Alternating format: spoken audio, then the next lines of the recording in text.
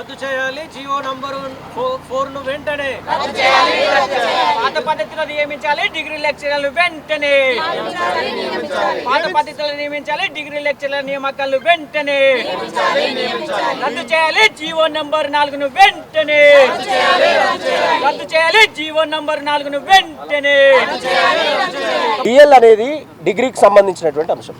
నేను నెట్ కొట్టుకొని సెట్ కొట్టుకొని చాలా కష్టపడి వస్తా. ఫర్ ఎగ్జాంపుల్ నేను ఒక పేద కుటుంబం నుంచి వచ్చినప్పుడు డిగ్రీ చదవడమే కష్టం. నేను పీజీ దాకా వచ్చినప్పుడు నాకు పర్సనల్ స్ట్రగుల్స్ ఉంటాయి. ప్రాబ్లం పేదరికం వల్ల కావచ్చు, నా పర్సనల్ చెప్పుకోలేని ఉంటాయి. ఉన్నప్పుడు కొన్ని సంవత్సరాలుగా నేను డిస్టర్బెన్స్ అయిన తర్వాత కూడా అందులో నుంచి తేరుకున్న తర్వాత నాకు సెట్ ఉంది కాబట్టి నేను డిఎల్ కావాలనే కసి నాకు ఉంటుంది. నాకు పిహెచ్డి లేదు. అంటే ఆ కసి నుంచి నాలాంటి వాళ్ళు కొంత అమ్మాయిలు కానీ అబ్బాయిలు కానీ స్ట్రగుల్ నుంచి బయటపడ్డ తర్వాత ఒక ఉద్యోగం కోసం ప్రయత్నం చేసి డిఎల్ లాంటిది కొట్టుకోవాలని చిన్న ఆశ ఉంటుంది. నువ్వు ఇక్కడ కూడా పిహెచ్డి అనేది పెడితే ఆ పిహెచ్డీలు 100లో 1 2 ఒక ఎస్సీ ఎస్టీ బీసీ బిడ్డలు పిహెచ్డి దాకా రావాలంటే వాళ్ళ ఇంటి ఎంత స్ట్రగుల్ చేయాలన్నా, ఆర్థికంగా స్ట్రగుల్ చేయాలి, ఫ్యామిలీ పరంగా స్ట్రగుల్ చేయాలి. ఎందుకంటే వీడు పని చేస్తేనే ఆ కుటుంబం బాగుపడుతుంది. వీడు పని చేసుకోవడానికి సమయం సరిపోతుంది. కానీ పిహెచ్డి దాకా పోగలుగుతారా ఎస్సీ ఎస్టీ బిడ్డలు, ఎస్సీ ఎస్టీ బీసీ బిడ్డలు? ఒకవేళ పోయినా కూడా అక్కడ ఎంత ఇబ్బంది ఉంటుంది, యూనివర్సిటీలలో కులం పేరుతో ఎట్లా చంపుతున్నారు అనేది దేశ స్థాయిలో మనం చూస్తున్నాం. కాబట్టి మేము అనేది ఏంటంటే విద్యా ప్రమాణాలు పాటించాలి. కానీ ఏసీలో పుట్టి ఏసీలో పెరిగి ఏసీలో కూర్చొని పేపర్ల మీద రాసి ప్రజల్ని మభ్యపెట్టడం కాదు. మీకు ఒక మంచి ఉదాహరణ చెప్తా. ఉస్మానియా యూనివర్సిటీలో గత 30-40 ఏళ్ల ముందు ఐఏఎస్ల పిల్లలు ఉన్నతాధికారుల పిల్లలు చదివేటోళ్ళట. చదివినప్పుడు వాళ్ళ పిల్లలు ఇలా చదువుతారు కాబట్టి ఆ ఉన్నతాధికారులు మా పిల్లలు కాబట్టి సెక్రటేరియట్లో వాళ్ళు కోట్ల రూపాయలు నిధులు ఇచ్చుకొని వాళ్ళు చదువుకున్నారు. ఇప్పుడు వాళ్ళ స్థాయి ఎవరికి లేదు. ఇక్కడ గుడిసెలలో ఉండేటోళ్లకు, గూడాలలో వచ్చిన వాళ్ళకు, తండాల నుంచి వచ్చిన బిడ్డలు మాత్రమే చదువుతారు. మరి వీళ్ళ తల్లిదండ్రులు ఏసీలలో లేరు కదా, సెక్రటేరియట్లో లేరు కదా. మరి అక్కడ వాళ్ళ తల్లిదండ్రులు ఉంటే నా పిల్లలు చదువుతారని డబ్బులు ఇచ్చేటోళ్ళు. మొన్న రాష్ట్ర ముఖ్యమంత్రి ఇక్కడికి వచ్చి 1000 కోట్లని ప్రకటించిండు. ఈ రోజు వరకు అత్తకలేదు పత్తకలేదు. ఈ రోజు రిక్రూట్మెంట్ లేదు, అకాడమిక్ స్టాండర్డ్స్ లేవు, యూనివర్సిటీ పరిశోధనలు విషయాలు ఏం జరుగుతున్నాయో మనకు తెలుసు.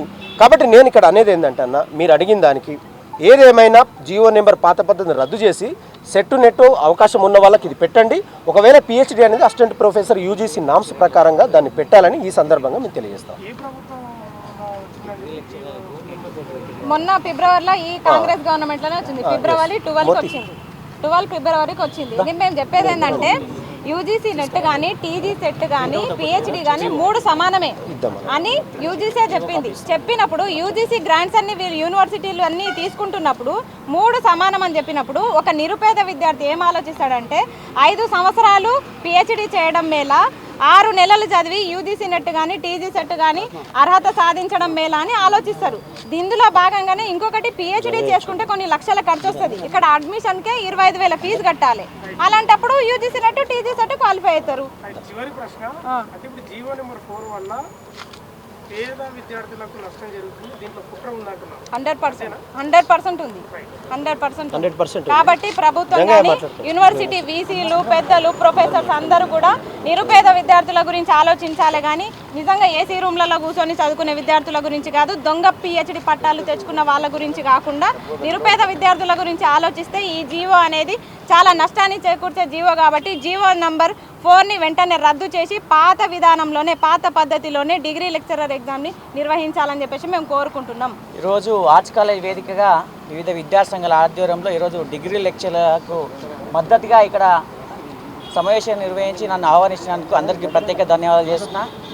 ఈరోజు మేము బీఆర్ఎస్ విద్యార్థి విభాగం తరఫున ఒకటే డిమాండ్ చేస్తున్నాం రాష్ట్ర ప్రభుత్వానికి, జీవో 4ను వెంటనే రద్దు చేసి పాత పద్ధతితోనే డిగ్రీ లెక్చరర్ల నియామకం చేయాలని మేము డిమాండ్ చేయడం జరుగుతుంది. ఎందుకంటే ఈరోజు ఇంతకుముందు పాత పద్ధతిలో డిగ్రీ లెక్చరర్ నియామకాలు అంటే సెట్ నెట్ వచ్చిన వారికి ఎలిజిబుల్ కేటగిరీ ఉంటుండే. ఎందుకంటే ఈరోజు సెట్ నెట్ అనేది ఈ రాష్ట్ర ప్రభుత్వం ఏమో సెట్ నిర్వహిస్తుంది, కేంద్రం ఏమో నెట్ నిర్వహించి ఈరోజు అత్యున్నతమైన విద్యార్థులు, ప్రతిభ సాధించినటువంటి విద్యార్థులు మాత్రమే ఈరోజు నెట్ సెట్ సాధిస్తారు. అలాంటి విద్యార్థులకు ఈరోజు డిగ్రీ లెక్చరర్ అవకాశం కల్పిస్తుండే పాత పద్ధతి. కానీ ఈరోజు రాష్ట్ర ప్రభుత్వం, ఈ కాంగ్రెస్ ప్రభుత్వం వచ్చిన తర్వాత నెట్ సెట్ కాకుండా ఓన్లీ పిహెచ్డి అని పెట్టి ఈరోజు విద్యార్థులను ఈరోజు చదువుకున్నటువంటి నెట్ సెట్ చదువుకున్నటువంటి పీజీ చదువుకున్నటువంటి విద్యార్థులు ఈరోజు డిగ్రీ లెక్చర్లకు దూరం చేసినటువంటి ప్రభుత్వం ఏదంటే ఇది కాంగ్రెస్ పార్టీ. బిడ్డ వెంటనే రేవంత్ రెడ్డి మీది ఈ కొత్త పద్ధతిని రద్దు చేసి జీవో నంబర్ 4ను రద్దు చేసి పాత పద్ధతిలో డిగ్రీ లెక్చరర్ల నియామకాలు చేయాలని మేము ఈరోజు బీఆర్ఎస్ విద్యార్థులు డిమాండ్ చేస్తాం. లేని పక్షంలో బిడ్డ ఈ యొక్క కార్యాలయాన్ని ముఖ్యమంత్రి కార్యాలయాన్ని కానీ ఉన్నత విద్యామంత్రి కార్యాలయాన్ని మేము ముట్టడిస్తామని తెలుస్తాం. ఈరోజు చూసుకొని ఒక చదువు రాని దద్దమైనటువంటి రేవంత్ రెడ్డి దగ్గర ఈరోజు విద్యాశాఖ మంత్రి పెట్టుకోవడం పెద్ద సిగ్గుచేటు. ఎందుకంటే ఆయన దగ్గర విద్యాశాఖ మంత్రి పెట్టుకొని ఎలాంటి యొక్క నియమాలను పాటించకుండా ఈరోజు ఓన్లీ కలిబోలి మాటలు చెప్తూ ఈరోజు విద్యార్థులను దూరం చేస్తున్నాం. చూడండి, ఈరోజు ఫీజు రింబర్స్ బకాయిలని ఈరోజు ఫీజు రింబర్స్ బకాయిలు విడుదల చేయక విద్యార్థులను దూరం చేస్తున్న వ్యక్తి అంటే రేవంత్ రెడ్డి. ఎందుకంటే ఒక నిరుపేద విద్యార్థి ఏ విధంగా చదువుకుంటాడు, అది ఒక కష్టాలేంది, వాళ్ళకు బాధలేని తెలియనటువంటి వ్యక్తి ఈరోజు ఫీజు రింబర్స్ ఇస్తలేడు, ఉద్యోగ నోటిఫికేషన్లు ఇస్తలేడు. ఈరోజు ఓయూకి వచ్చిండు 1000 కోట్లు అన్నాడు, ఓన్లీ జీవో ఇచ్చిండు, ఇప్పటి వరకు ₹1 ఇవ్వలేనటువంటి వ్యక్తి అంటే రేవంత్ రెడ్డి. అంటే చదువు మీద పరిజ్ఞానం లేనటువంటి వ్యక్తి రేవంత్ రెడ్డి. కాబట్టి బిడ్డ నువ్వు వెంటనే జీవో నంబర్ 4ను రద్దు చేసి పాత పద్ధతిలో డిగ్రీ లెక్చరర్ నియామకాలు చేయాలని మేము ఈరోజు ఉస్మానియా ఆర్ట్స్ కాలేజ్ వేదిక డిమాండ్ చేస్తాం. ఖబర్దార్ రేవంత్ రెడ్డి. జీవో నంబర్ 4 తీసుకొచ్చి ఈరోజు నిరుద్యోగులకు అన్యాయం చేసే కుట్ర చేయడాన్ని ఎంఆర్పిఎస్గా బడుగు బలహీన వర్గాల ప్రతినిధులుగా దీన్ని తీవ్రంగా ఖండిస్తున్నాం.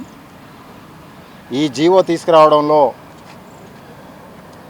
సమాజానికి ప్రభుత్వం కానీ ప్రభుత్వంలో ఉండే అగ్రవర్ణాలు కానీ చెప్పేటిది ఏంటంటే రానున్న రోజుల్లో విద్యార్థులకు నాణ్యమైన విద్య అందించాలంటే లెక్చరర్లకు స్పష్టమైన కొన్ని అర్హతలు ఉండాలనే అంశాన్ని చెప్పబోతున్నాయి. కానీ మరి ఇప్పటి వరకు రిక్రూట్ అయ్యి లెక్చరర్లుగా గత ప్రభుత్వాల్లో నియమించబడ్డ వాళ్ళు మరి వాళ్ళు పీజీతోనే వచ్చిన వాళ్ళు ఉన్నారు, వాళ్ళని రిమూవ్ చేసే జీవో చేస్తున్నా. వాళ్ళని రిమూవ్ చేసినప్పుడు ఈ జీవో అమలు చేయండి. వాళ్ళని రిమూవ్ చేసే అధికారం మీ చేతుల్లో లేదు కనుక గతంలో ఏ విధంగా అయితే రిక్రూట్మెంట్స్ జరిగినాయో అదే విధంగా రిక్రూట్మెంట్ జరగాల్సిన అవసరం ఉంటుంది. తద్వారా ఎస్సీ ఎస్టీ బీసీ మైనార్టీ వర్గాల పేద విద్యార్థులకు నిరుద్యోగులకు అవకాశాలు ఉంటాయి.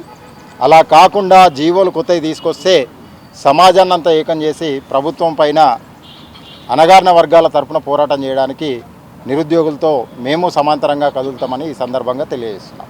డిగ్రీ లెక్చరర్ ఆశావాహుల ఆవేదన అనే ఒక ప్రెస్ మీట్ కార్యక్రమానికి నన్ను ఆహ్వానించిన ఆస్మా గారికి కృతజ్ఞతలు తెలుపుకుంటూ ఆమె చేస్తున్నటువంటి ఈ యొక్క కార్యక్రమం ఏదైతే ఉందో ఈ జీవో నెంబర్ 4 అనేది ఏదైతే ఉందో దీని మీద ప్రభుత్వము సమీక్షించి దీని మీద లోతుపాతులు అన్నీ కూడా క్షుణ్ణంగా ఆలోచన చేసి పరిశీలన చేసి మళ్ళీ వెనక్కి తీసుకోవాలని చెప్పేసి ఆమె అయితే ఈ యొక్క కార్యక్రమం పెట్టిందో ఆ యొక్క కార్యక్రమానికి నా యొక్క సంపూర్ణమైనటువంటి మద్దతు ఉంటుంది.